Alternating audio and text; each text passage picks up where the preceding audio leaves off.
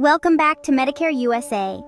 Today, I'm going to guide you through a critical procedure: how to safely remove maggots from the ear, a condition known as oral myiasis. It's essential to handle this situation with utmost care to prevent further damage to ear tissues.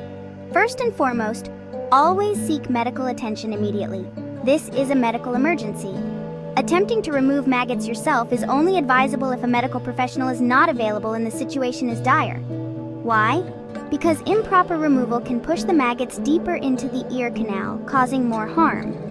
Next, assess the situation. Look for severe ear pain, discharge, a crawling sensation, reduced hearing, or visible maggots in the ear.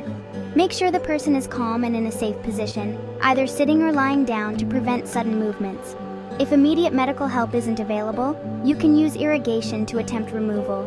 You'll need sterile saline or warm, not hot, water and a syringe or bulb syringe. Gently flush the ear with the saline to try and float the maggots out. Be cautious, avoiding excessive force to prevent eardrum damage. Alternatively, you can apply light to lure the maggots out. Maggots are phototactic and may move toward light. Use a flashlight or another light source near the ear and be patient, as this method can take time. Now, let's talk about common mistakes to avoid. Do not use tweezers. Trying to pluck maggots can push them further inside or cause them to rupture, increasing the risk of infection. Also, do not use chemicals like insecticides, alcohol, or oils, as they can harm the ear's sensitive tissues. After managing to remove the maggots or stabilizing the situation, seek follow-up care from a healthcare provider immediately. The ear canal and eardrum might have been damaged and may require cleaning, antibiotics, or even repair. Prevention is key to avoiding this condition.